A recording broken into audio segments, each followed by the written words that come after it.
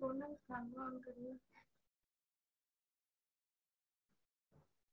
Afternoon.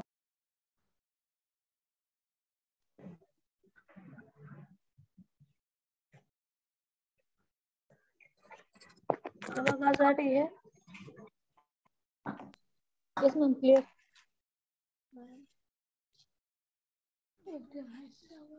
चलो ठीक है, हो गया।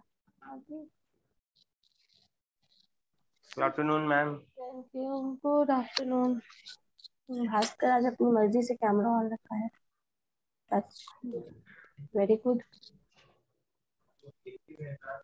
मुझे बताने की, बोलने की जरूरत नहीं पड़ रही है। चलिए, थोड़ी देर के लिए या लंबे समय तक रहने वाला है? चलेगा मैम। अभी डाटा भी जस्ट रिचार्ज करवाए हैं 30 रुपया का। चलो, अच्छा था। मुझे लगा था तुम कुछ ना कुछ एक्सक्यूज तो दोगे।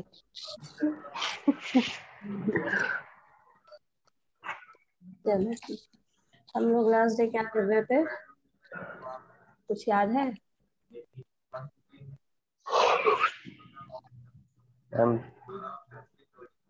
प्राइमरी सैम्पलिंग, नहीं प्राइमरी डाटा में प्राइमरी डेटा। डेटा का कुछ कुछ स्कोर पढ़े थे हम लोग, तरीका निकालने का, जिसमें हम लोगों ने कुछ मेथड भी पढ़ा था ना। ऑब्जर्वेशन मेथड, ऑब्जर्वेशन के वेरियस टाइप्स, उसका फिर एडवांटेज, डिसएडवांटेज। ये मैम इतना दो दो बार क्यों आ रहा है मैम? क्या बोलूं भास्कर? मैम दो दो बार क्यों आ रहा है आपका आवाज मैम? हम लोग एक ही बार में समझ जाएंगे। पता नहीं, एक सेकंड रुको, चेक करो। अब ठीक है? अब ठीक है? शायद। चलो ठीक है, शायद मीन्स है। चलिए, अब बताइए, ऑब्जर्वेशन मेथड का डिसएडवांटेजेस के बारे में हम लोग बोल रहे थे कि डिसएडवांटेजेस समझ में आया कुछ? ऑब्जर्वेशन मेथड का डिसएडवांटेज बताओ तो जरा। सोनल, कुछ याद है? सिर्फ समरी के बेसिस पे बताओ, एकदम वर्ड सेकुरेट होना वैसा जरूरी नहीं है, बस बताओ समराइज वे में क्या क्या था मेन पॉइंट जो डिसएडवांटेज शो कर रहा है।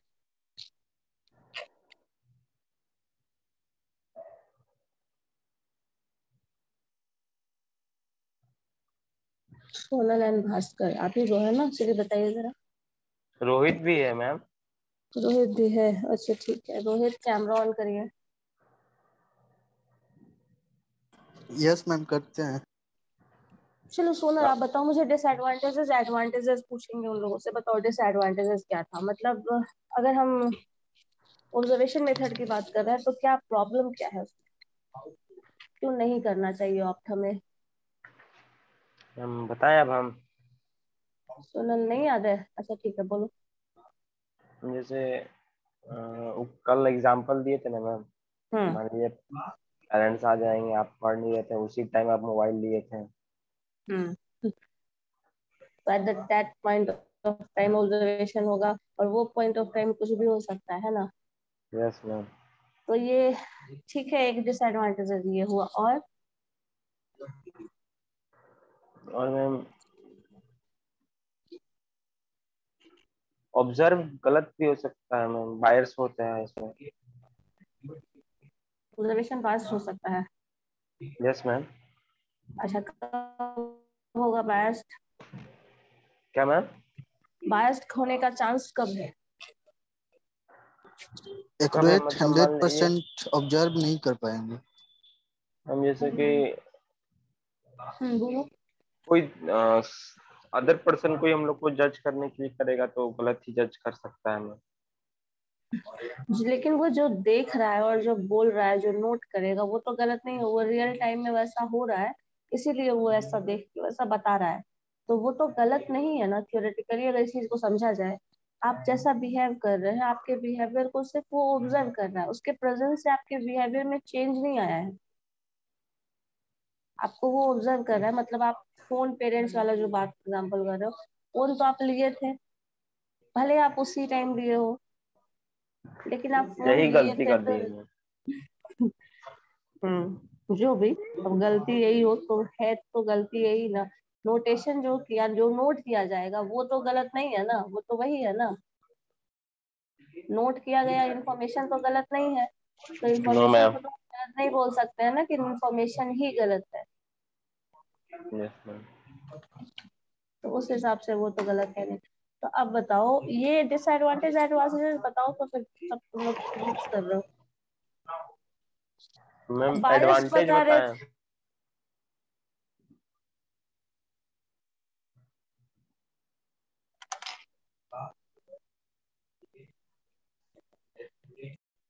क्वेश्चन था, मतलब बहुत आसान आसान पॉइंट था। दूसरा पूछ लीजिए। डिसएडवांटेजेस का सबसे अच्छा एग्जांपल तो ये भी था ना, आप इंटरव्यू देने जाते हैं तो आप ऐसे एक्ट और रिएक्ट करते हैं जैसे आप एकदम सबसे एलिजिबल कैंडिडेट है, सबसे बेस्ट कैंडिडेट है, बट ऐसा हमेशा तो नहीं होता है कि एकदम बेस्ट कैंडिडेट वाला बिहेवियर होता है ऐसा। नो। तो यहाँ बायस मतलब यहाँ पे कुछ आया मिस इंटरप्रिटेशन, डिसएडवांटेज दिख रहा है, क्योंकि हमें चाहिए रियल इंफॉर्मेशन चाहिए, लेकिन जब हम इंटरव्यू ले रहे हैं तो हम रिस्पोंडेंट को ऑब्जर्व कर रहे हैं, लेकिन on the basis of that observation जिस पॉइंट ऑफ जो भी जजमेंट करेंगे वो सही नहीं होगा, क्योंकि जिस पॉइंट ऑफ टाइम पे हम ऑब्जर्व कर रहे हैं उस वक्त उसका बिहेवियर क्या होगा। एक वर्ड आया था यहाँ पे कुछ, overt behaviour, that behavior is for showing off। हाँ, आप यस मैम। कैसे अभी बेस्ट बेस्ट कैंडिडेट की तरह एक्ट कर रहे हैं, मतलब आप बेस्ट कैंडिडेट हैं ये जरूरी नहीं है, हो सकता है आपको, बट ये जरूरी नहीं है कि आप जैसे रिएक्ट करेंगे उसी वक्त की बात कर रहे हैं। मतलब उस केस में क्या था, इनडायरेक्ट सॉरी अनडिस्गाइज्ड ऑब्जर्वेशन लेना ज्यादा इफेक्टिव होगा।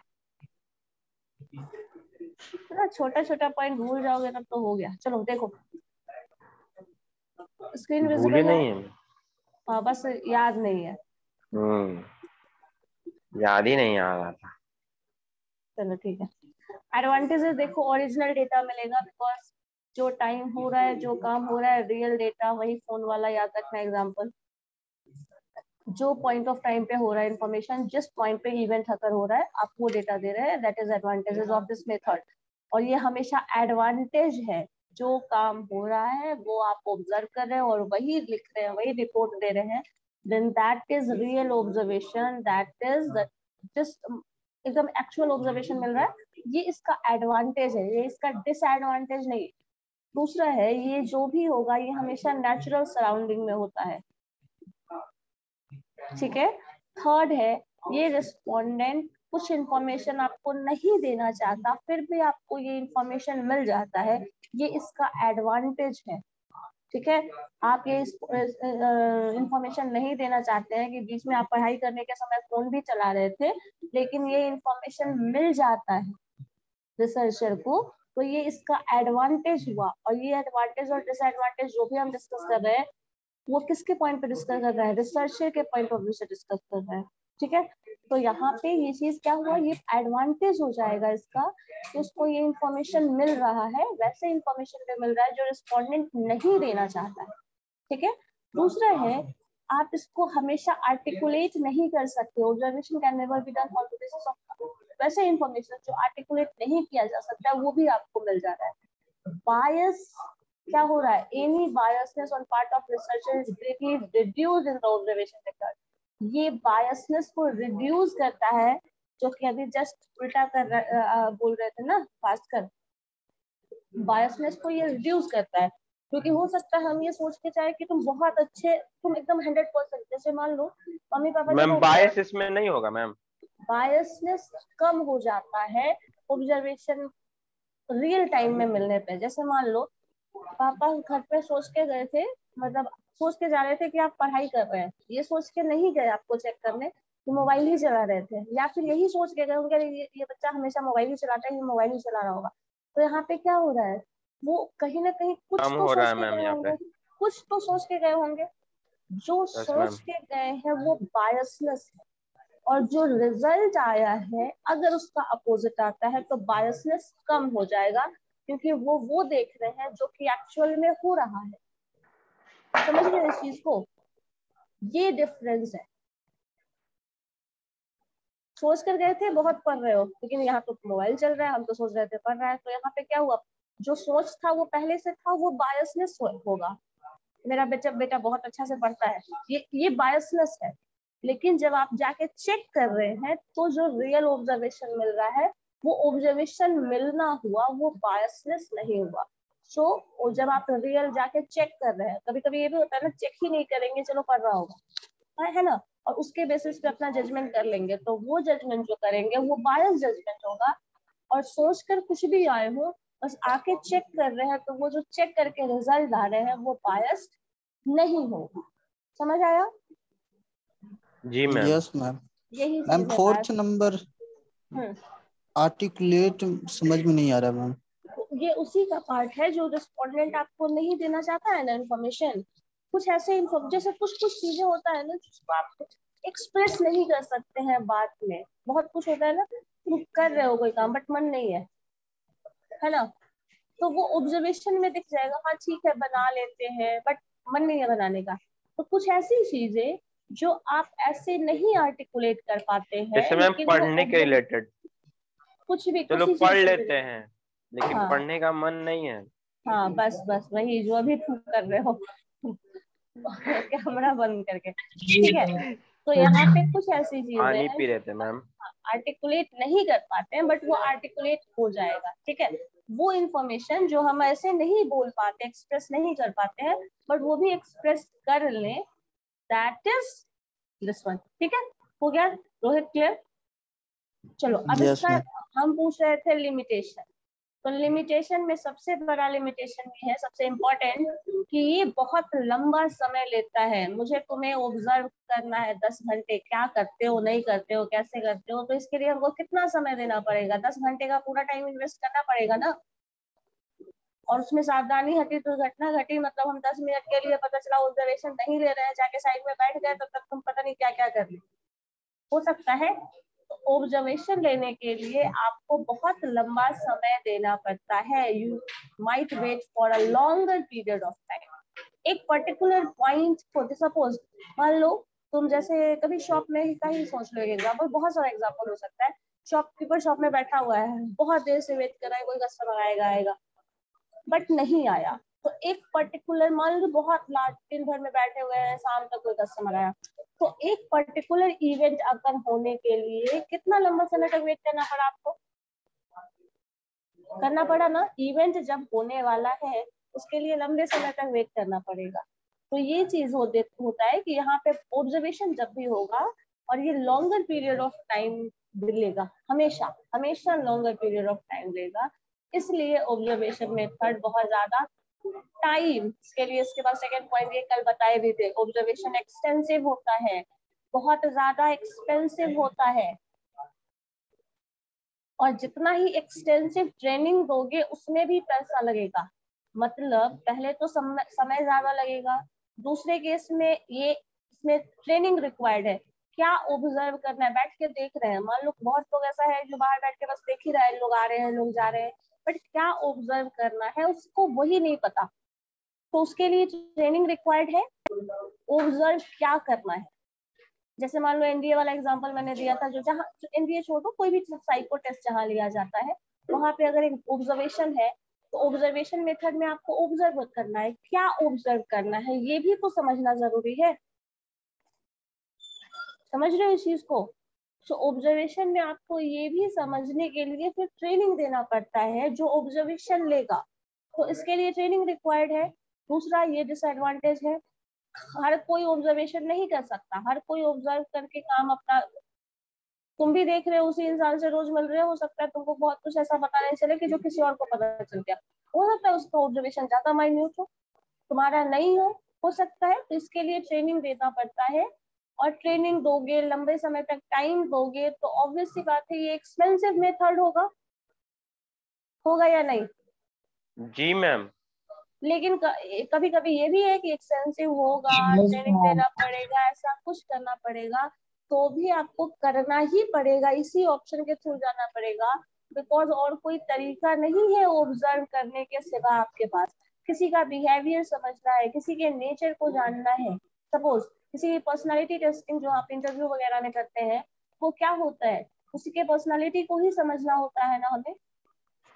ये हमारा काम कर सकता है या नहीं कर सकता है, यही एटीट्यूड चेक करते ना होता है हमें ना।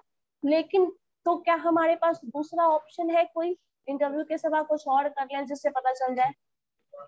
नहीं कर सकते ना। नहीं कर मैम। सकते हैं। तो नो हमारे मैम। पास यही ऑप्शन ही होता है बहुत सारे केसेस में कि आप ऑब्जर्वेशन मेथड के थ्रू ही जाए। लेकिन इसमें डिसएडवांटेजेस भी है, इसमें बहुत ज्यादा टाइम लगेगा, बहुत ज्यादा पैसे लगने वाले हैं, ट्रेनिंग भी रिक्वायर्ड है। जो भी ऑब्जर्व कर रहा है, हर कोई इंटरव्यू नहीं लेता है ना। इंटरव्यू वही लेगा जिसका ऑब्जर्वेशन अच्छा है। लेने के लिए कोई भी ले सकता है, बट वही लेगा, वही इफेक्टिव होगा जो कैंडिडेट का सिलेक्शन करेगा। वही कर सकता यस है मैम। जिसको अच्छा एक्सपीरियंस हो, जिसको कुछ ट्रेनिंग जैसे मिला हो। मैम हाँ। टीचर लोग स्टूडेंट का ही ऑब्जर्वेशन कर सकते हैं। हाँ, तो ये कर सकते हैं तो उनके लिए ज्यादा अच्छा होगा। अगर कोई और लेता है तो उतना बेटर नहीं लेगा, है ना। चलो ठीक है। दूसरा है, हाँ, कभी कभी ये जो external observation provide superficial indication, only overt behaviour can be observe. जो ये, इसके लिए भी एग्जांपल मैंने इंटरव्यू का ही दिया था। अब किसी को काम के लिए, तुमको इंटरव्यू के लिए जाना है, तो तुमको तो यही शो करना पड़ेगा, यू आर वेरी कॉन्फिडेंट। जी मैम। बताइए, आपको शो करना पड़ेगा कि आप में बहुत अच्छा लीडरशिप क्वालिटी है, आप बहुत यस अच्छे मैम। वर्कर हैं, बहुत हार्ड वर्किंग पर्सन है, बहुत स्मार्ट वर्कर है। ये सब कुछ क्या है, this all is a overt behaviour. आप ये शो करेंगे कि आप ऐसा है। अब एक्चुअल में हो सकता है उससे रिलेटेड कहीं ना कहीं पर्सनालिटी में वो चीज, वो सारे वैल्यूज और जिसकी बात कर रहे हैं वो हो, लेकिन हो सकता है नहीं भी हो, है ना। तो यहाँ पे आपको ऑब्जर्वेशन में अगर रखा गया है और आपको इन केस पता है ये चीज, तो इस केस में उसका डिसएडवांटेजेस ये हो जाएगा कि आप उसके हिसाब से बिहेवियर करना शुरू कर देंगे, और आप जो बिहेवियर करेंगे वही नोट होगा। ठीक है। सो एक्सटर्नल बिहेवियर हमेशा क्या होता है, कभी कभी सुपरफिशियल इंडिकेशन देता है, वो चीज भी शो करेगा जो है नहीं, है ना। इंटरव्यू में जा रहे हैं, जो आप पर पे किया जाता है उसकी बात कर रहे हैं। नेक्स्ट है to observe, sorry, two observers may observe the same event but made different influences. ये भी बताया था मैंने। किसी के हिसाब से तुम बहुत अच्छे कैंडिडेट हो, दूसरा इंटरव्यूअर बोल रहा है कि ये कुछ खास कैंडिडेट नहीं है। हो सकता है ऐसा या नहीं होता है। जैसे, मैं भी सुन। जैसे देखो ना, इसमें डांस वांस कंपटीशन देखते हैं ना, टीवी वगैरह पे देता है।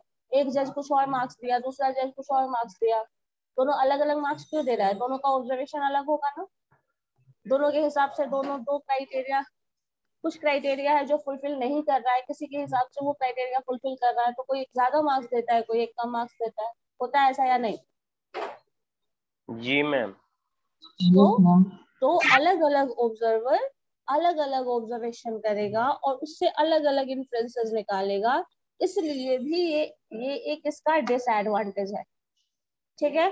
थर्ड है, ये जो भी ऑब्जर्वेशन मेथड के थ्रू हम ओपिनियन गैदर करने की कोशिश करते हैं, that is very difficult to gather. किसी का ओपिनियन, किसी का इंटेंशन समझना इतना आसान है क्या? रियल लाइफ एग्जांपल से समझ के बताओ। सब लोग कैमरा ऑन करो, फिर से कैमरा तुम लोगों ने बंद कर दिया। कैमरा ऑन है मैम मेरा। नहीं, तुम, रोहित ने बंद कर दिया है, 25 रॉ बिट्टू। नंबर। सब कैमरा बंद कर, चलिए ऑन करिए। ठीक है। सो यहाँ पे बताओ, ओपिनियन, इंटेंशन, बिहेवियर। ठीक है, बिहेवियर की बात कर रहे हैं, इंटेंशन की बात कर रहे हैं, ओपिनियन की बात कर रहे हैं, किसी के वैल्यूज की बात कर रहे हैं। ये सब कुछ क्या, इसके बारे में इंफॉर्मेशन गैदर करना क्या इतना आसान काम है? किसी के इंटेंशन को समझना, शुरू में तो सामने वाला तुमको मारने वाला है या तुमसे बहुत ढंग से बात करने वाला है या क्या करने वाला है, ये इंटेंशन समझना क्या इतना आसान काम है? अगर ऐसा यस होता मैम। तो, इतना आसान होता तो फिर तो कोई गलत कुछ होता ही नहीं पूरे वर्ल्ड में। तुम ऑब्जर्व करके समझ जाते कि सामने वाला आके हमको चाकू ऑन मार किया के मैम, जाएगा, तो नहीं दिखा। आसान है। अरे मैम, सामने वाला से अगर लड़ाई किए रहेंगे तो मैम पता रहेगा ना क्या क्या मारेगा। लड़ाई किए रहेंगे पता चलता है कब। आवाज नहीं आ रहा है मैम। हाँ चलो अब बोलो, आ रही है आवाज? Yes ma'am. कभी कभी ऐसा पता होता है, हो सकता है जिसकी आप बात कर रहे हैं, लेकिन कभी कभी ऐसा भी तो होता है इन्फॉर्मेशन हमें होता ही नहीं है। किसी दिन पापा बहुत ढंग से बात करते हैं, बहुत प्यार से बात कर रहे हैं, अच्छा, कोई किसी दिन सारा गुस्सा आके झाड़ देते हैं।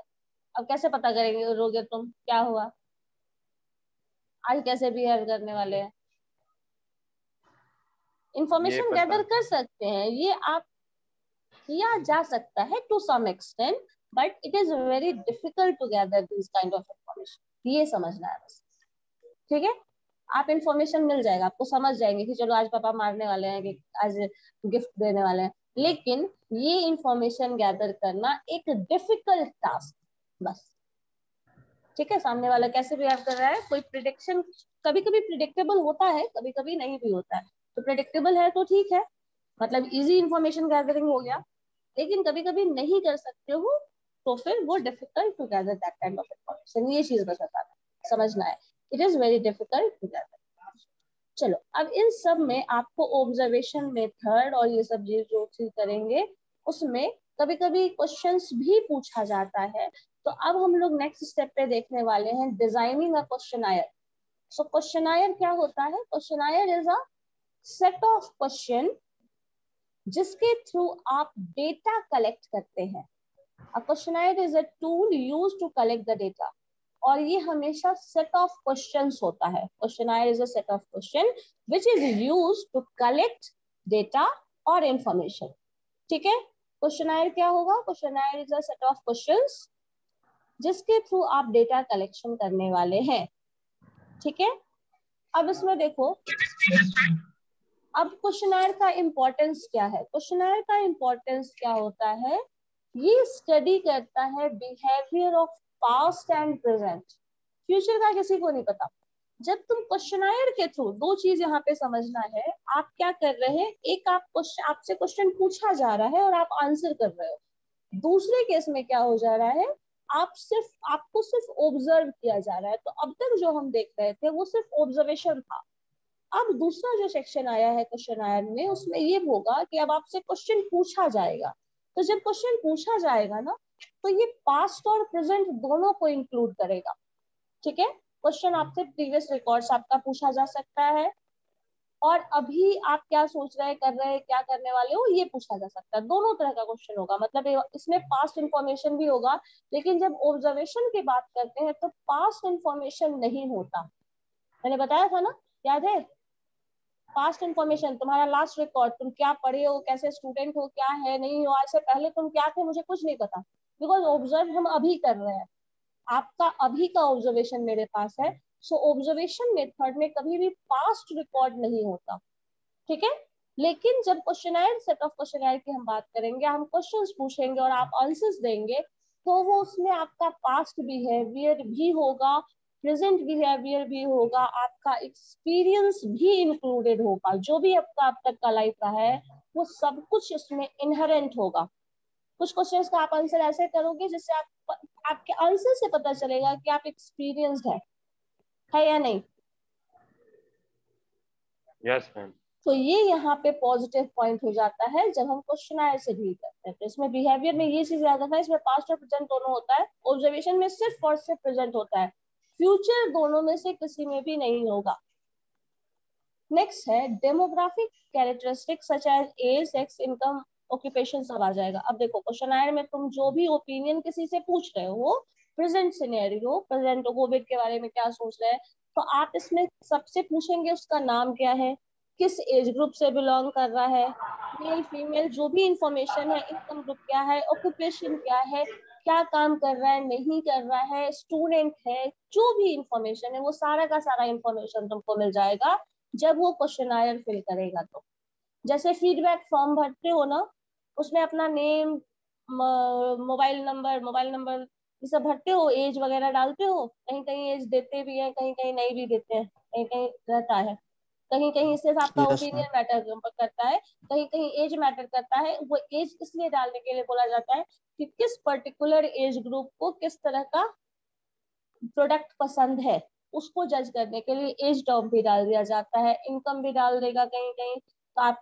वर्किंग है तो आपका किस तरह का टेस्ट है, वर्किंग प्रोफेशनल है उसका, आप स्टूडेंट है तो आपका किस तरह का टेस्ट क्या है, वो जानने के लिए। तो ये चीज करने के लिए भी ये सारा इंफॉर्मेशन क्वेश्चन में ये भी होता है।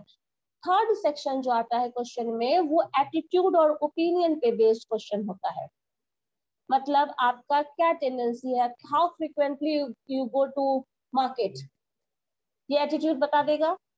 हाउ फ्रिक्वेंटली आप जाते हैं, मान लीजिए मूवीज देखने जाते हैं, कितने फ्रिक्वेंटली आप सपोज रेस्टोरेंट से आते हैं, कितने फ्रिक्वेंटली आप स्कूल से कॉलेज अगर जाने वाले हो तो फिर क्या है, ये सब कुछ जो भी है तो ये चीज बता देगा आपका एटीट्यूड। या फिर ओपिनियन, अभी प्रेजेंट सिनेरियो जो भी चल रहा है, रशिया यूक्रेन का वॉर चल रहा है, उसको तुम्हारा क्या ओपिनियन है, कुछ भी जो ओपिनियन बेस्ड क्वेश्चन हो। तो क्वेश्चन में जब क्वेश्चनर की बात करोगे तो ये 4 लेवल में उसको डिवाइड कर दिया जाता है। पहला पास्ट प्रेजेंट बिहेवियर जो है वो चेक करेगा। दूसरा डेमोग्राफिक कैरेक्टरिस्टिक, मतलब उसमें सारा कुछ आ गया, तुम्हारा एज नेम सब कुछ आ जाता है, जो भी तुमको आइडेंटिफाई करता है वो सारा टर्म इसमें आ जाता है। थर्ड है एटीट्यूड और ओपिनियन, जो कि तुम्हारी सोच, रीजनिंग, नॉलेज, आईक्यू सब ले लो, इसमें ये चीज आ जाता है। फोर्थ है level of knowledge. Level of knowledge जो है इसका मतलब एक बहुत ब्रॉडर टर्म हो जाता है। लेवल ऑफ नॉलेज में आपका एजुकेशनल लेवल ऑफ नॉलेज जो है वो भी है, दूसरा सब्जेक्ट नॉलेज जो है वो भी आ जाता है।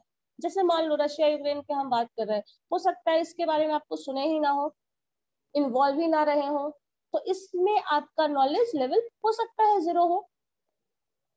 इसका मतलब ये नहीं है कि आप इलिटरेट हैं, नो मैम। नहीं होगा। मतलब उस पर्टिकुलर सेक्शन में, उस पर्टिकुलर फील्ड में आपका नॉलेज लेवल क्या है ये चेक किया जाता है, आपका ओवरऑल नॉलेज लेवल चेक नहीं किया जाता। ठीक है, उस पर्टिकुलर फील्ड में क्या होगा जिसके रिगार्डिंग हम क्वेश्चन सेट कर रहे हैं, जिसके रिगार्डिंग हम रिसर्च कर रहे हैं, उसमें आपका लेवल ऑफ नॉलेज क्या है ये यहाँ पे शो होगा।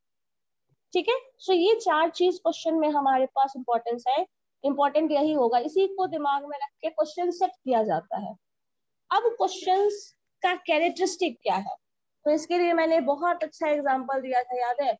फाइन फॉर पार्किंग, याद है? जी मैम। हाँ, फाइन फॉर पार्किंग मीन्स क्या हो जाएगा, गुड फॉर पार्किंग, और हो सकता है there is a penalty for parking. Yes ठीक है, मैम। तो क्वेश्चन जो भी होना चाहिए वो सिंपल क्वेश्चन होना चाहिए, वो सिंपल तुम्हारे हिसाब से नहीं होना चाहिए, जो रिस्पोंडेंट हो उसके हिसाब से समझ में आना चाहिए, कंफ्यूजिंग क्वेश्चन नहीं होना चाहिए। ठीक है, जो भी क्वेश्चन पूछ रहे हो वो बहुत ही क्लियर होना चाहिए। सिंपल होने का मतलब यही है, respondent should be able to understand the question. Question जो पूछ रहे हो वो क्लियर होना चाहिए। इसका मतलब ये नहीं है कि तुम पूछो तो उसका मतलब कुछ और हो, आप पूछ रहे हैं तो कुछ और है। मान लो टाइम कि आपके पास अवेलेबल है या नहीं ये पूछा जा रहा है क्वेश्चन में, तो टाइम अवेलेबल है या नहीं ये किस चीज के लिए पूछा गया है, यहाँ पे इंपॉर्टेंट है ना।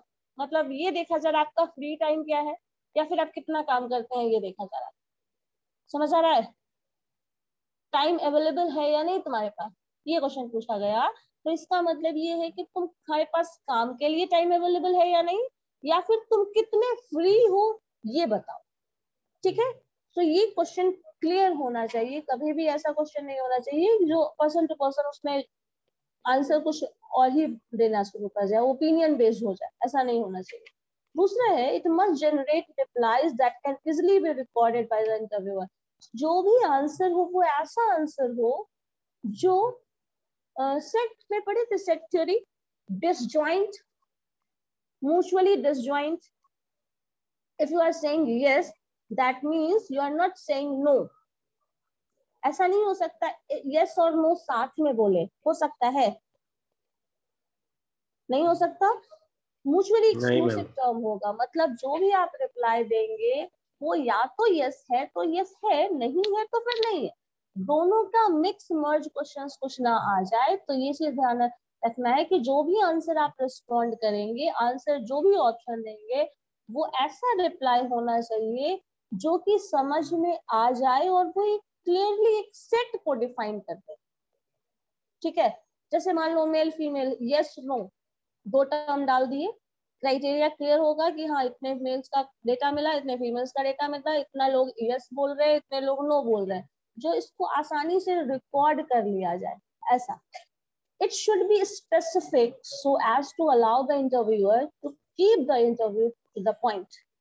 जो भी क्वेश्चन हो वो स्पेसिफिक हो, जो आंसर सिर्फ उन्हीं टर्म्स का दे जो कि इंटरव्यूअर के हिसाब से या फिर क्वेश्चन पूछने वाले के हिसाब से इम्पोर्टेंट हो फॉर दैट स्टडी, और वो उसी ट्रैक पे हो। ऐसा नहीं एक क्वेश्चन पूछ लिया कहीं और से, एक दूसरा क्वेश्चन कहीं और से पूछ रहा है, ऐसा नहीं होना चाहिए। जो भी क्वेश्चन पूछ रहे हैं वो उसी ट्रैक पे जाए जिस ट्रैक का हम स्टडी कर रहे हैं, जिसको हमें पढ़ना है, जो हमारा रिसर्च का टॉपिक है, ऑब्जेक्टिव है, वही होना चाहिए। कुछ और क्वेश्चंस इरिलेवेंट ना हो, स्पेसिफिक उसी टॉपिक से हो, मतलब पर्टिकुलर उसी टॉपिक के बारे में। नेक्स्ट है, it should be well arranged to facilitate analysis and interpretation. जो भी क्वेश्चन हो वो सीक्वेंशियली इस तरह से अरेंज हो। जब हम एप्टीट्यूड टेस्टिंग की बात कर रहे हैं तो 10 क्वेश्चन अगर हमें एप्टीट्यूड टेस्टिंग के लिए पूछना है तो सारा 10 क्वेश्चन एक ही साथ हो। डेमोग्राफिक की कैरेक्टरिस्टिक की बात करें तो वो सारा एक साथ हो। बिहेवियर एटीट्यूड की बात कर रहे हैं, पास्ट की बात कर रहे हैं, वो सब एक साथ क्वेश्चन हो। ऐसे क्वेश्चन डिजाइंड हो, मतलब वेल अरेंज्ड हो। एक बार आप बिहेवियर की बात करें तो पूरा बिहेवियर से रिलेटेड क्वेश्चन पूछ लीजिए, आप एटीट्यूड ओपिनियन की बात कर रहे हैं तो पूरा एटीट्यूड ओपिनियन क्वेश्चन पूछ लीजिए, डेमोग्राफिक कैरेक्टरिस्टिक बेटर है सबसे पहले पूछ लीजिए, नॉलेज लेवल टेस्टिंग की बात कर रहे हैं तो फिर वो पूछिए एक बार। ऐसा नहीं एक लेवल क्वेश्चन नॉलेज का डाल दे, दूसरा ओपिनियन बेस्ड डाल दे, थर्ड कैरेक्टरिस्टिक दे दे, ऐसा ना हो। ठीक है, सो वेल अरेंज होना चाहिए। नेक्स्ट है, it must keep respondent interested through out. तुम क्वेश्चंस ऐसे ही पूछो और इसी सीक्वेंस में पूछो कि इंटरव्यूअर या फिर जो भी रिकॉर्ड कर रहा है आपका रिस्पॉन्स या फिर जो भी आपको रिस्पॉन्स दे रहा है वो इंटरेस्टेड हो उस इंफॉर्मेशन को देने में। इस तरह से क्वेश्चन पूछोगे और इस तरह से सीक्वेंस डिजाइन करोगे कि वो इंटरेस्टेड हो आपको इंफॉर्मेशन देने में, क्योंकि लैक ऑफ इंटरेस्ट की वजह से हो सकता है वो कुछ क्वेश्चन का आंसर दे और कुछ क्वेश्चन का आंसर ना दे। 50% रिस्पॉन्ड करे, बाकी का रिस्पॉन्ड ही ना करे, तो फिर क्या हो जाएगा, तो इंफॉर्मेशन नहीं मिलेगा आपको पूरा, है ना। तो ये चीज ध्यान रखना है। ये कैरेक्टरिस्टिक ऑफ क्वेश्चनायर हो गया। क्वेश्चन सिंपल होना चाहिए, जो भी रिप्लाई है उसको इजिली रिकॉर्ड कर लिया जाए, मतलब यस नो सब। अब तीसरा कुछ और बोल दे, यस एंड नो, तो उस तरह का नहीं। जैसे ऑब्जेक्टिव क्वेश्चंस में ये चीज ध्यान रखना, ऑब्जेक्टिव क्वेश्चन में जैसा आंसर होता है ना, अगर ऑप्शन ए करेक्ट है तो ऑप्शन ए जितने लोगों ने किया सबका आंसर करेक्ट है, बी ने किया तो बी का सबका गलत है। अब वो 60%, 1%, 2% कुछ भी पर्सन रिस्पॉन्ड किया हो उसको, तो ये रिकॉर्ड बहुत आराम से हो पाए।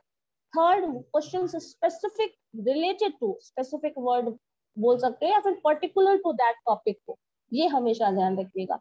वेल अरेंज्ड हो, क्योंकि इंटरप्रिटेशन हम लोगों को निकालना है, लास्ट में कंक्लूजन डिस्कशन सब कुछ करना है, तो वेल अरेंज्ड हो। और कोशिश करना है, ये थोड़ा मैनेजमेंट और मार्केटिंग का टर्म आ गया, कि रिस्पोंडेंट को इंटरेस्टेड रखना है थ्रू आउट द रिस्पॉन्स, कि वो इंटरेस्टेड होगा आपके क्वेश्चन का आंसर करने में तो वो पूरा का पूरा रिस्पॉन्स देगा। अदरवाइज 2-4 क्वेश्चन पूछे बाकी फिर वो चला गया, अब आपके क्वेश्चन का आंसर देने में उसको कोई इंटरेस्ट नहीं है, अब वो जा सकता है। अब और आप फोर्स भी नहीं कर सकते, यहाँ पे हम लोगों ने ये भी पढ़ा था ना, you can't force respondent to response. तो ये चीज ध्यान रखें। ठीक है, समझ आया ये चीज क्या है, designing of the questionnaire and characteristic of the questionnaire. Yes बताओ। जी चलो चलो ठीक है। अब देखो different type of questionnaire, different type of questionnaire जो है ना वो ऑलमोस्ट वैसा ही है ऑब्जर्वेशन की तरफ, structured and non disguise, structured and disguise, non structured and disguise, non structured and non disguise. अब देखो स्ट्रक्चर्ड वर्ड आ गया, मतलब क्वेश्चन जो है वो पूरा का पूरा स्ट्रक्चर बना दिए हैं, क्वेश्चन आयर जैसे हम बनाते हैं वैसे बना चुके हैं। नॉन डिस्गाइज का मतलब याद है, डिसगाइज का मतलब क्या होता है, आपसे इनडायरेक्टली इंफॉर्मेशन, मतलब आपको इनडायरेक्टली। पता नहीं है, हाँ आपको पता नहीं है बट आप इंफॉर्मेशन दे रहे हैं। नॉन डिसगाइज का मतलब आप इंफॉर्मेशन दे रहे हैं और आपको पता है, तो आप जाते हैं किसी को इंफॉर्मेशन मांग रहे हैं, पूछ रहे हैं और स्ट्रक्चर्ड वे में क्वेश्चन पूछ रहे हैं, तो this is the first type. ठीक है, क्वेश्चन जो है वो प्री अरेंज्ड ऑर्डर में है और आप उससे सारे क्वेश्चन को आप बोल रहे हो, आप हमको 5 मिनट का समय दीजिए, आपको हम रिस्पॉन्स करना है और ये चीज है, वो सारा कुछ बता रहे हो, फिर आप उससे आंसर ले रहे हो, इस तरह का। दूसरा जो हो गया वो क्या है, स्ट्रक्चर्ड एंड डिस्गाइज्ड। क्वेश्चन तो स्ट्रक्चर्ड है बट आप क्या कर रहे हैं, डिसगाइज्ड वे में ले रहे हैं, मतलब सामने वाले को पता नहीं है कि वो इंफॉर्मेशन दे रहा है। ठीक है,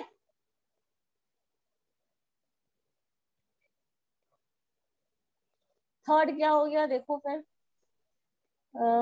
नॉन स्ट्रक्चर्ड, मतलब नॉन स्ट्रक्चर और डिसगाइज, मतलब इंफॉर्मेशन पूछ भी रहे हो और कोई सेट ऑफ क्वेश्चन आया नहीं है, जस्ट ओपिनियन जो आप लोग क्लास में डिस्कस करते हैं वैसा कुछ। कोई स्ट्रक्चर्ड क्वेश्चन तो एक दूसरे से नहीं पूछते हो, कोई ऑफिशियल क्वेश्चन पूछते हो, बस क्वेश्चन भी अनस्ट्रक्चर्ड होता है, मन आया तो पूछ लिया। डिसगाइज्ड भी हो सकता है, तुम किसी से कुछ इन्फॉर्मेशन गेन करना चाहते हो और सामने वाले को बताना नहीं चाहते हो, तो नॉन स्ट्रक्चर्ड डिसगाइज हो गया। Non structured and non disguise, तुम ये सामने वाले को पूछ रहे हो, उससे को पता है कि तुम ये पूछ रहे हो और यही जानना चाहते हो इसलिए पूछ रहे हो, ये सिर्फ उसका टाइप है और इस चीज को समझना है। अब इस तरह के क्वेश्चन आयर का हम इस्तेमाल क्यों करते हैं, क्योंकि इतने सारे जब क्वेश्चन आयर्स हम बना सकते हैं तो उसका डिफरेंट डिफरेंट यूज होगा। एक ही यूज के लिए इतना सारा क्वेश्चन आयर का टाइप तो नहीं बनाया जाएगा ना, बनाया जाएगा, बताओ। नहीं मैम। नहीं, मतलब उसका अलग अलग यूज होगा, कहीं ना हर सिचुएशन में हम हर क्वेश्चन आयर को तो नहीं दे सकते।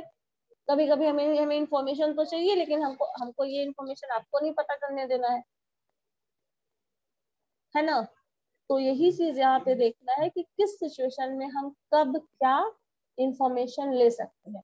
तो सबसे आसान और सीधा सादा जो तरीका है वो पहला वाला है, स्ट्रक्चर बना लो, क्वेश्चनायर बना लो तुम, और क्वेश्चनायर का आंसर सामने वाले से लेने जा रहे हो एंड उनको बहुत अच्छे से पता है आप उससे क्वेश्चनायर का आंसर लेना चाहते हैं।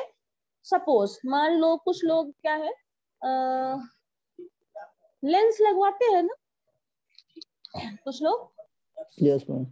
अब जो लेंस लगवाए हैं वो रिस्पॉन्ड करेंगे कि उनको कैसा, उनका क्या रिस्पॉन्स है, मतलब आप ये लगवा रहे हैं, आपने ये लगवाया है तो उसका क्या बेनिफिट दिखा है आपको, अपने एक्सपीरियंस के बेसिस पे उसको बताना है और इसके बेसिस पे वो फर्दर वही उसी तरह का और जो ऑपरेशन है वो करने वाला है, मतलब देखना है, बस चेक करना है। या फिर कोई ड्रग, जैसे किसी को कोई दवा, मान लो मार्केट में कोई नया दवा आया तो उसको लगा के उसको देना है, उसको किसी पे ऑपरेट करना है और वो बता रहा है। कुछ लोग जैसे ये कोवैक्सीन और ये सब भी आया था उसी का ले लो, उन लोग उनको पता है कि वो ये ड्रग उन पे इम्प्लीमेंट होने वाला है, उसका इफेक्ट क्या है, ऑब्जर्व क्या है। तो ये मैक्सिमम केस में इसमें हम आंसर बताते नहीं है, ये मेडिकल में खुद ऑब्जर्व कर लिया जाता है, डॉक्टर्स खुद देखते हैं, खुद रिपोर्ट देखते हैं, तो यहाँ पे आपको आंसर रिस्पॉन्ड नहीं करना पड़ता।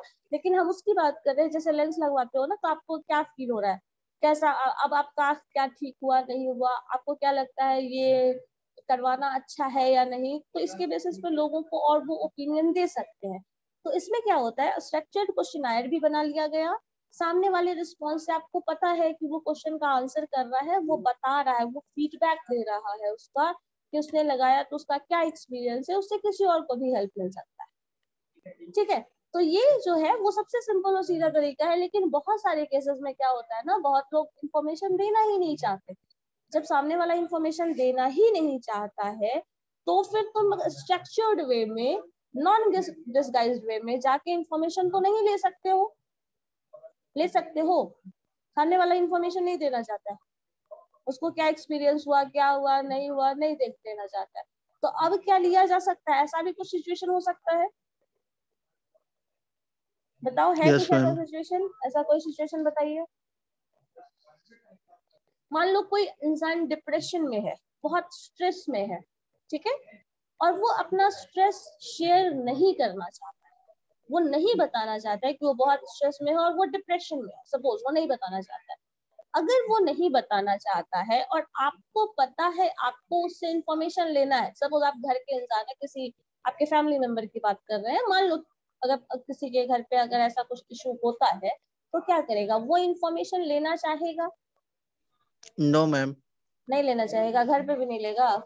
ले तुम्हारे सकता पापा परेशान है तो इन्फॉर्मेशन तुम नहीं लेना चाहोगे, अरे भाई क्यों परेशान है इतने पापा मेरे, नहीं लेना चाहोगे। लेंगे मैम। तो आपको पता होना चाहिए आपको क्या प्रॉब्लम है, मतलब कि क्या इशू है, नहीं है, वो चीज इंफॉर्मेशन लेना है। लेकिन तुम ये डिसगाइज्ड वे में लोगे, क्योंकि डिसगाइज्ड वे में मीन्स उनको पता नहीं चले कि आप इंफॉर्मेशन ले रहे हैं। पूरी तरह आपके हर क्वेश्चन का वो आंसर नहीं करने वाले, डायरेक्टली आंसर नहीं कर रहे हैं। सपोज किसी की बात करें जो इन्फॉर्मेशन नहीं देना चाहता, उसकी बात करें। अब तुम्हारे पास कितना पैसा है नहीं बताना चाहते हो, चलो डिप्रेशन वाला लग रहा है अगर इशू है तो। तुम्हारे पास कितना पैसा है तुम नहीं बताना चाहते हो। कुछ लोग तो बहुत ज्यादा ओवर एस्टिमेट करके ही बताते हैं, कुछ लोग नहीं बताना चाहते हैं। चलो, तो अब इन्फॉर्मेशन तुम देना चाहोगे क्या डिस्गाइज वे में लोगे, मतलब सामने वाले को पता नहीं चले लेकिन तुम उसका इन्फॉर्मेशन क्या कर रहे हो, किसी न किसी तरह से इनडायरेक्टली डायरेक्टली किसी तरह ऑब्जर्वेशन रख के या फिर कुछ भी तरीके से आप उससे इंफॉर्मेशन लेने की कोशिश कर रहे हैं। दैट इज डिसगाइज्ड वे। सामने वाले को पता नहीं है, वो इंफॉर्मेशन दे रहा है लेकिन वो इंफॉर्मेशन किस तरह से क्या आप यूज कर रहे हैं नहीं पता। बट आप क्वेश्चनायर जो बनाए हैं, आपको क्या इंफॉर्मेशन लेना है वो आपको बहुत क्लियर है, लेकिन सामने वाले को पता नहीं है कि वो इंफॉर्मेशन दे रहा है। ये हो गया स्ट्रक्चर्ड। जो आपको इंफॉर्मेशन चाहिए दैट इज स्ट्रक्चर्ड, बट सामने वाला जो इंफॉर्मेशन दे रहा है वो अनविलिंगली दे रहा है, तो इस वजह से वो डिसगाइज्ड इंफॉर्मेशन है। ठीक है, ये है। Yes ma'am. हाँ, अब देखो डिसगाइज्ड वे में इंफॉर्मेशन, अब ये पहले वाला पहले देख लो। स्ट्रक्चर्ड और नॉन डिसगाइज्ड में क्या हो गया, इंफॉर्मेशन पता है आप ले रहे हैं और सामने स्ट्रक्चर्ड वे में ले रहे हैं, तो इसका कॉस्ट लेस हो जाता है। सारे ही क्वेश्चनर में हमेशा कॉस्ट लेस होगा ये जरूरी नहीं है। जैसे इसको मेल के थ्रू आप भेज दीजिए, ज्यादा समय तक मेल है आपके पास, रिस्पॉन्स मिल गया, किसी को पेपर दे दिए, इसका रिस्पॉन्स फिल कर दो। जैसे फीडबैक फॉर्म वगैरह जो होता है, वही मान के चलो एग्जांपल, पता नहीं तुम लोग और कोई सर्वे का फॉर्म भरे हो या नहीं, मुझे नहीं पता। फीडबैक फॉर्म तो ऑलमोस्ट सबने भरा होगा, है ना। जैसे सेंसस वाला इंफॉर्मेशन आता है, वो सैंपल सर्वे ऑर्गेनाइजेशन का है, फैमिली हेल्थ सर्वे आता है, ये बहुत कुछ है जिसमें आप इंफॉर्मेशन आता है। दूध वाला, सुधा दूध वाला उभरे हैं। हाँ, तो वो सब वही चीज है, तो वहाँ पे आप इंफॉर्मेशन देते हैं। तो अब यहाँ पे जब वो इंफॉर्मेशन जो भी होता है ना, नॉन डिस्गाइज्ड क्वेश्चनर होता है और स्ट्रक्चर्ड क्वेश्चनर होता है। क्वेश्चनर दिया हुआ है तो स्ट्रक्चर तो है ही, और नॉन डिस्गाइज होता है मतलब आपको पता है you are going to give information and this kind of information you are going to give. तो ये सब कुछ जो भी होगा वो उसमें कॉस्ट लेस होगा। पेपर फिल करके दे रहे हो तो वो पेपर लंबे समय तक रखेगा, तो that will last longer. Better fragrance मतलब यहाँ पे इंफॉर्मेशन जो है वो जो भी मिलेगा ना वो पॉजिटिव होगा, क्योंकि सामने वाले को पता है उसने ये इंफॉर्मेशन दिया, और अगर वो पॉजिटिवली पार्टिसिपेट कर रहा है उसमें, तो वो हमेशा पॉजिटिव एटीट्यूड शो करे। प्रोड्यूसेस मोर लेदर और मैम पॉजिटिव शो करेगा। क्या इंफॉर्मेशन आप दे रहे हैं ना, आप इंटरेस्टेड होके दे रहे हैं ना, विलिंगली दे रहे हैं ना, इंफॉर्मेशन विलिंगली दे रहे हैं ना, तो पॉजिटिव है ना। फीडबैक फॉर्म को हर जगह आप इंटरेस्ट के साथ भरते हैं, कभी कभी होता है चलो जो भी है लिख दो, ये भी चीज होता है। तो अगर आप फिल कर रहे हैं तो आप विलिंगली दे रहे हैं ना, अपनी मर्जी से दे रहे हैं, जबरदस्ती तो कुछ नहीं किया गया ना। हाँ ठीक है, 5 इतना कुछ टाइम इतने में लग गया तो चलो 5 मिनट और लग रहा है, 2 मिनट और लग रहा है तो क्या है, ठीक है, वो चीज है। उसके बाद available in more convenient size, आराम से मिल जाएगा। हाँ, इससे क्या होता है, एक अच्छा क्या कहा जाए, रिस्पॉन्स जो है पॉजिटिव वो तो हम दे ही रहे हैं, और इंफॉर्मेशन एकदम से क्या हो रहा है, आपको एक अपना खुद का भी ओपिनियन जज करने का मौका मिलता है। जैसे मान लो तुमसे कोई क्वेश्चन पूछ रहा है कि आपका एक्सपीरियंस लाइफ के बारे में क्या है, हो सकता है ये सवाल तुम कभी अपने बारे में कभी सोचे ही नहीं हो सकता है ना, लेकिन अब आपसे क्वेश्चन पूछा गया तो आप इस बारे में सोचना भी शुरू करते हैं। तो एक ओपिनियन खुद का भी बनाने में ये हेल्प करता है। ठीक है, और कन्वीनियंट इन साइज हो ही जाएगा, सब कुछ ठीक है। चलिए, ये हो गया स्ट्रक्चर्ड वे में जो आप देते हैं।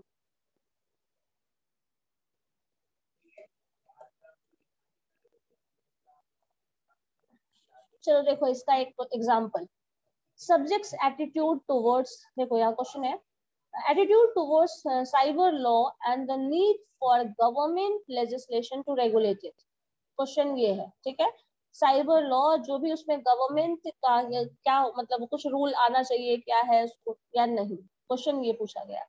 अब ऑप्शन दे दिया certainly not needed at present, certainly not needed, ठीक है।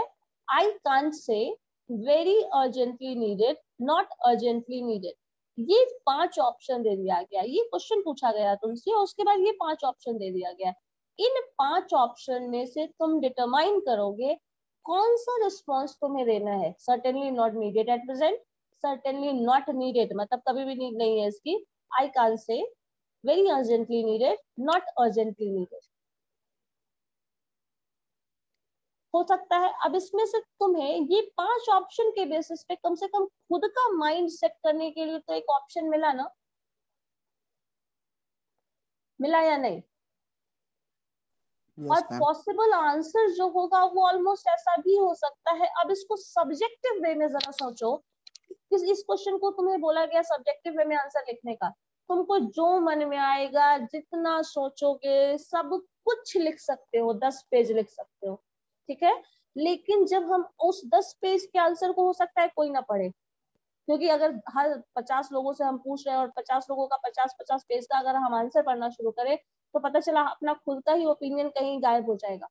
तो यहाँ क्या होता है कि आपको ये ऑप्शन 4 मिले हैं, 5 ऑप्शन, इस 5 के बेसिस के पे आपका माइंड जो भी ओपिनियन दे रहा है आप उस पे रिस्पॉन्ड करिए।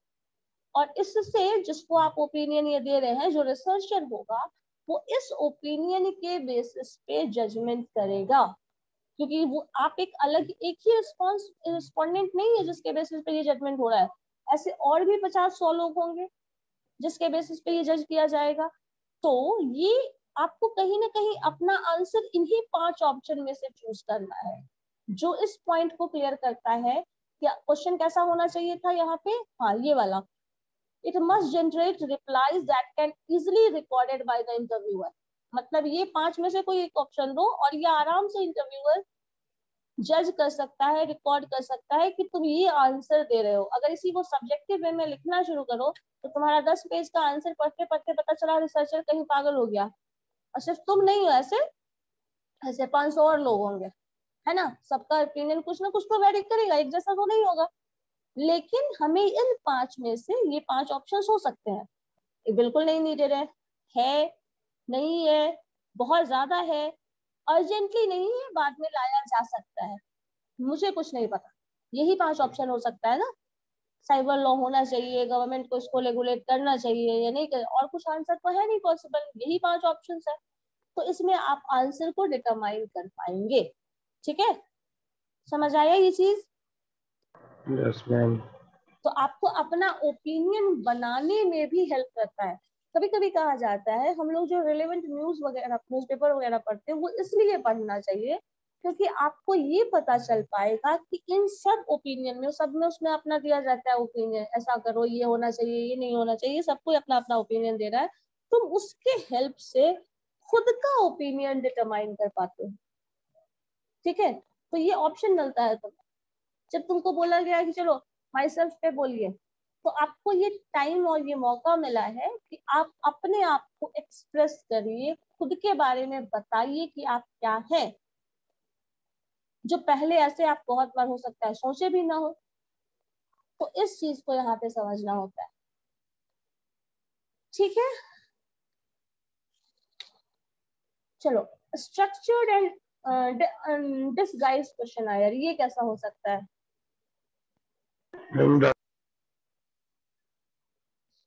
नहीं सुनाई दिया, फिर बोलो क्या बोल रहे हो। मैम क्लास में करते हैं ना, क्लास में आपने बताई है वही ना, स्ट्रक्चर एंड डिस्गाइज्ड, जो नहीं, कि अभी तो नॉन डिस्गाइज्ड हम बताए हैं, जो इनडायरेक्ट व्यू से क्वेश्चन, हाँ हाँ इनडायरेक्टली पूछ रहे हैं, वही है। डायरेक्टली क्वेश्चन नहीं पूछा जाता है। हाँ इनडायरेक्ट, डायरेक्टली नहीं पूछ रहे हो, मतलब सामने वाले, डायरेक्टली पूछोगे तो सामने वाले को पता चल रहा है ना। Yes ma'am, yes. आपको इन्फॉर्मेशन उससे पूछना है, इन्फॉर्मेशन लेना है, बट सामने वाले को नहीं पता चले कि आप इस पर्पस के लिए ये इन्फॉर्मेशन दे रहे हैं। आप क्वेश्चन पूछोगे तो कुछ ना कुछ आंसर तो समझ में आएगा कि आप इस क्वेश्चन का आंसर जानना चाहते हो, बट आपको उनको ये समझ में नहीं आया कि आप किस पर्पस के लिए पूछ रहे हैं। अब पूछे तुमसे कि कौन सा टॉपिक तुमको अच्छा लगता है, ठीक है, सपोज मैंने पूछा कौन सा टॉपिक, इतने सारे टॉपिक पढ़े हो, कौन सा टॉपिक अच्छा लगता है, मैंने सिर्फ तुमसे क्वेश्चन पूछा, अब तुम आंसर दो मैंने ये नहीं बताया कि तुम क्वेश्चन इसका आंसर मैंने पूछा क्यों है, लेकिन अब जो टॉपिक तुम बताओगे बोलेंगे कल चलो स्क्रीन पे प्रेजेंटेशन देना है। तो ये क्या हुआ, डिसगाइज्ड इंफॉर्मेशन हुआ ना। Yes ma'am, sure. यही चीज हो रहा है। चलो ठीक है, फिर नेक्स्ट क्लास में करेंगे। Okay okay ma'am, thank you. Thank you ma'am. Thank you ma'am. Ma'am attendance. Attendance का टेंशन अभिषेक को हो रहा है, हाँ हमको लगा था। चलो ठीक है, हो गया, बन गया। ठीक है चलिए। बहुत कम क्लास कर पाता मैम, इसलिए। ओके आएंगे आएंगे आएंगे। चलो।